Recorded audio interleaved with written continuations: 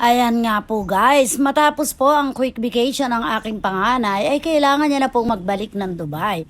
Nakakalungkot man po kailangan niya po talagang bumalik upang mag-work. At ayan nga po, kahit nga po super lungkot dahil nga po paalis na siya. Ang aking nga po ay malungkot din. Ayan, akala niya po ay kasama siya, kaya naman super tawid rin siya. At lumungkot na nga po ang mukha ng aking apo dahil buong akala niya ay kasama po siya. At matapos nga pong ikamada ang mga gamit ay bigla na pong isinara ang pinto. At ang aking apo po ay nalungkot na ang kanyang mukha.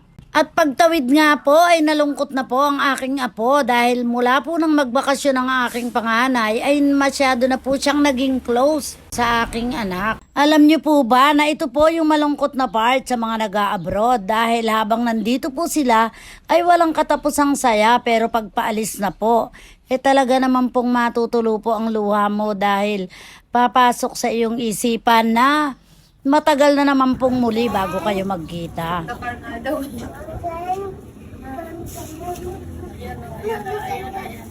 Ayan na. Ayan na, ngayon palang nagsisingwit.